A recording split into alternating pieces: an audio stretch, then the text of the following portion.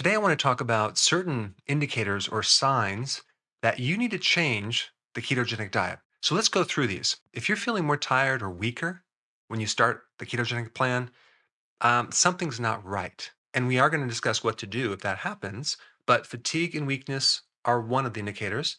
Number two, if you happen to notice that you're looking older, like let's say your hair is drying out or your skin looks more wrinkled, there's a problem. Something needs to change. If you start feeling heart palpitations, right?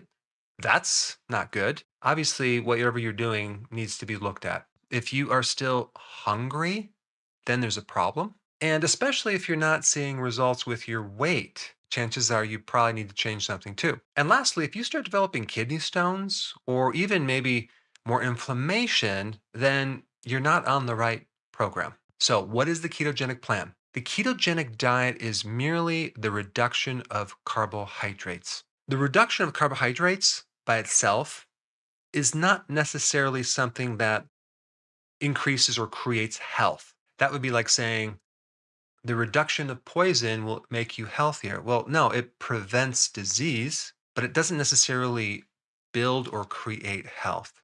So the lowering of carbs will prevent a lot of problems like diabetes, a fatty liver, being overweight, etc., etc. But the question is, if you're lowering carbs, what are you replacing it with? And what are those calories doing to your health? So the ketogenic diet is about replacing your fuel from glucose to fat and ketones. But generally speaking, the ketogenic diet doesn't talk about the quality of your carbs, proteins, and fats. And this is why I recommend the healthy ketogenic diet. So this goes beyond just lowering your carbs to 5% and keeping your proteins at 20% and having your fats at 75%. So let's just start with what happens when you start running your body on ketones. You actually generate more energy, ATP. ATP is like the storage currency of energy in your body. And there's definitely a difference. If you run your body on glucose, you generate like about 8.7 kilograms of ATP. And then on ketones, you generate 10.5 kilograms of ATP. So we got 8.7 to 10.5. So ketones give you more energy, and that energy is more efficient. There's less waste. But here's the thing, when you go on the ketogenic plan, the demand for certain nutrients goes up. That's very important to know because if you don't eat more of certain things or take certain nutrients, you could end up with some side effects, whether that's keto fatigue, keto rash, keto flu, whatever. So, the two general categories of nutrition that you need to increase more of B vitamins, okay, and electrolytes. Couple points on B vitamins. I would really try to make sure that you do the natural Bs, and you can get that from nutritional yeast unfortified. You can get pretty much all the electrolytes if you have enough salad in your diet, 7 to 10 cups. Or if you do electrolyte powder, make sure it doesn't have hidden sugars and make sure it has good amount of potassium and other electrolytes as well. And let's not forget, sodium chloride are two additional electrolytes like salt. So if you're not consuming enough salt on the ketogenic diet, you're going to feel weak. So we want to make sure we add more sea salt when you're on the ketogenic plan. Very important. In fact, you need more sea salt on the ketogenic plan than you do on a high carb diet. On the high carb diet, you tend to retain sodium chloride, but on keto, you tend to kind of get rid of it. So if you don't have enough of it, you're going to generally feel weak. Your muscles are going to be weak, especially when you exercise. The next point about this topic is making sure that you eat foods that are more nutrient dense, okay? Because a good portion of the population is deficient, especially in zinc, vitamin D, iron, iodine, and even vitamin A. Here are some foods, generally speaking, that you should be eating more of.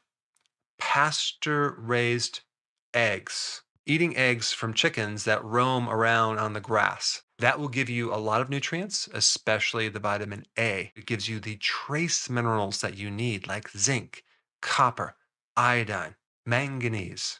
Very important. Grass fed, grass finished beef. These animal meats give you the bioavailable nutrients that you need. like the best source of iron, the best source of zinc, the active form of vitamin A versus trying to get those nutrients from plants. Like, for example, walnut has the precursor to the omega 3 DHA, but very little bit of it gets converted.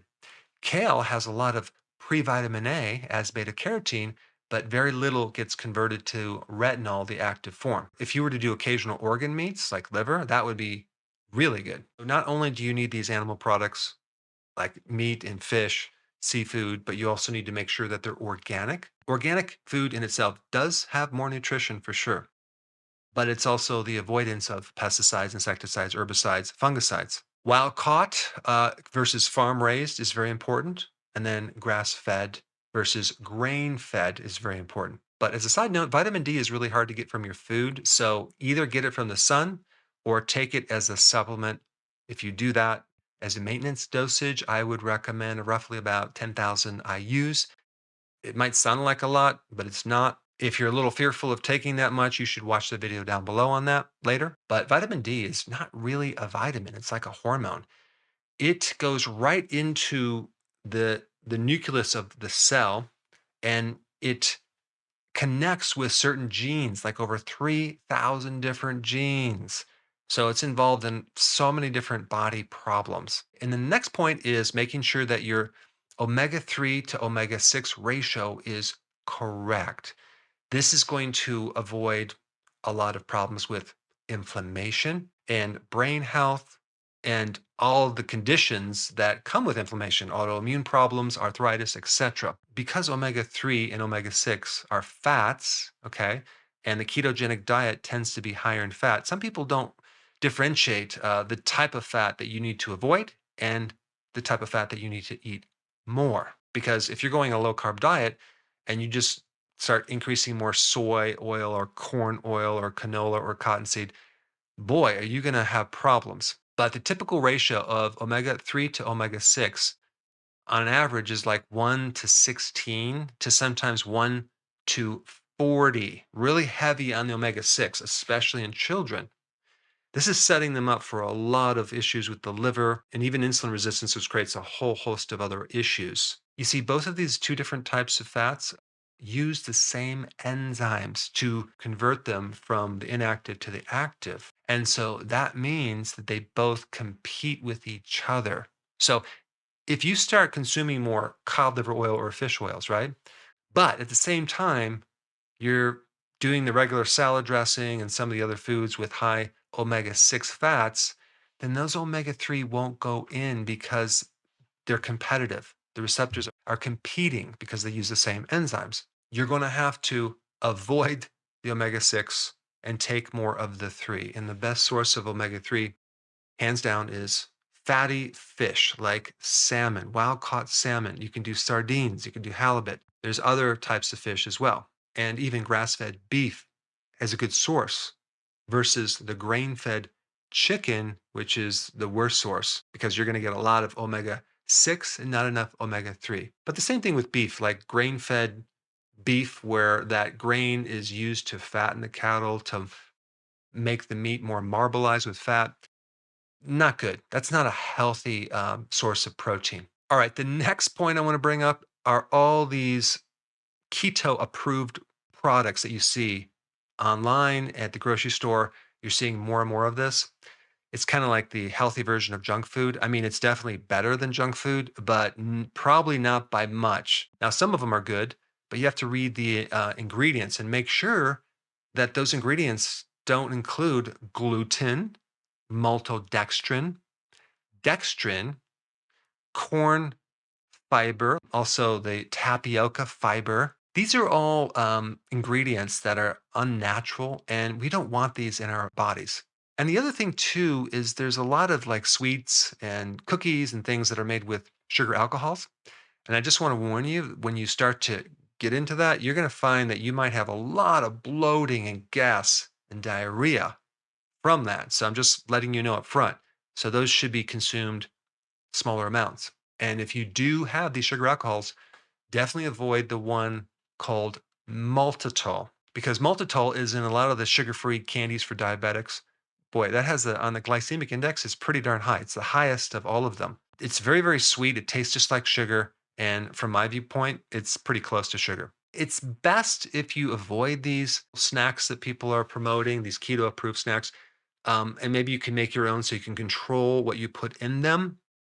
And maybe they're okay to take initially as your transition, but ideally, you should just eat real food and not have to rely on those. I highly recommend you include intermittent fasting with this healthy version of the ketogenic diet. Because if you start having these snacks between the meals or you're eating frequent meals, you're not going to see the results, especially with weight loss, because every time you eat, you spike insulin. A lot of people have told me, oh, I've tried the ketogenic diet, but they have not added in the intermittent fasting with it, which is so important because what we're trying to do with the ketogenic diet is correct insulin resistance. And you can't correct it if you're eating all these snacks and you're eating 3 meals a day.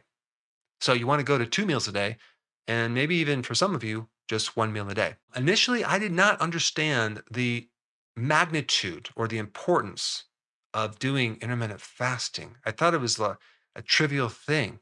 But when I started looking into it and I did it myself, oh my goodness, does it produce some serious benefits to your body? Our bodies were not designed to eat so frequently. And when you start restricting food, all sorts of things start getting better, especially if you're trying to lose weight. The next one is doing the dirty version of keto. Okay, some people do this and they say, oh, it really works. Yeah, it would work if you're just changing your fuel. But if you're going to a fast food restaurant and you just order the burger without the bun, I can see that helping you in a pinch. Definitely do that, but don't do that on a regular basis because the quality of those foods and what's in those foods is not that great. And so these conventional foods, despite being low carb, have a lot of things in them that you probably shouldn't be eating, like pesticides, insecticides, herbicides, fungicides, preservatives, GMO type foods, traces of a herbicide called glyphosate, which can act as an antibiotic in our guts. I mean, even the traditional artificial sweeteners are keto friendly, it's low carb, but there's a lot of other issues with them. So if you're going to do dirty keto, just don't make a habit of it. And by the way, dirty keto is basically um, going low carb, but not focusing on the quality of the ingredients. And one more point that I failed to mention when I talked about the omega 3 to omega 6 ratios, I didn't tell you what those should be. Well, that should be a 1-to-1 ratio. So the next point is when you buy vegetables from the grocery store, okay, mainly you're going to get vegetables that are either grown hydroponically or aeroponically, which basically means you're growing these greens in water with some minerals, like 15 minerals, or they're spraying water on the roots. Okay. Or you might find vegetables that are grown in California that are grown on soil, but the minerals that they add back into the soil are usually like three: potassium, phosphorus, and nitrogen. So I just want to let you know there's a huge difference between just using, 3 to 15 minerals, whether in water or in soil, and growing food or vegetables or any type of salad on real, healthy, fertile soil. There is a big difference. Of course, when you look this up, it'll say, oh, yeah, they're the same. Really? So, in other words, what you're telling me is that you can grow vegetables in water with 15 minerals and have the same nutrition. Really? So, I did this in my basement and I had these beautiful tomato plants. The tomatoes were completely tasteless. Yes, they might have certain vitamins and minerals, but they definitely don't have the quantity of phytonutrients, the chemicals, the flavor chemicals, and other protective phytonutrients that are really important. Not to mention, the soil based vegetables have microbes that are growing into the plant itself. Did you realize that 1 cup of vegetables contains over 100 million microbes if it's grown on soil? So that's like a probiotic. And so this is a very under researched area. But consuming vegetables from your garden or vegetables from the farmer's market, wow, this is probably why kids don't like vegetables. They're getting the hydroponic vegetables. They're just kind of tasteless. I've grown them in my greenhouse, and the texture doesn't come out right. The taste doesn't come out right. So right now I'm trying to sell those aeroponic units. If you know anyone that wants to buy them, I'm getting rid of them. I'm convinced that the soil-based vegetables are the best for you. And this is something you can actually create health with because all these microbes greatly enhance the immune system of that plant, the nutrient absorption of that plant. And I'm not just talking about vitamins and minerals, I'm talking about all the other phytonutrients that are in those plants, like even carotenoids, for example. Carotenoids, that's a type of phytonutrient. And there's 600 different types of carotenoids in one leafy green vegetable. I mean, that's just one, but you're talking about thousands of others. So you can't create those different beneficial chemicals from water and 15 minerals like they use in hydroponic. The other point I want to bring up is that if you consume vegetables, like I recommend 7 to 10 cups of salad or lesser amounts of regular vegetables, and you get bloating because you have inflammation in your gut, you might do better on a carnivore type ketogenic diet. But again, there's a right way to do it as well. You have to find out how to do that healthily, not just have, you know, a chicken breast all day long, but do like from nose to tail, right? You're doing bone marrow, you're doing organ meats, things like that, seafood, eggs, things like that. Just realize, generally speaking, the worse off your digestive system is, the more you need to do maybe cooked vegetables or fermented vegetables like sauerkraut, kimchi, things like that, pickles, versus just raw.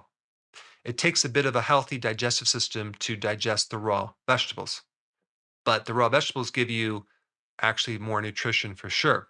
And as a side note to that, if you have a tendency to get kidney stones, you want to avoid spinach, you want to avoid almonds and almond butter, you want to avoid kiwis, strawberries, chocolate, even if it's keto friendly, and you want to drink a sufficient amount of water to keep the urine from super concentrating into the stone. So at least 2.5 liters of fluid per day. If you follow the information in this video, it'll keep you out of trouble. You'll get the benefit of the ketogenic diet. But of course, it's doing the healthy version of the ketogenic diet. Now you need the details of how to do it. And for that, you should check this video out right here.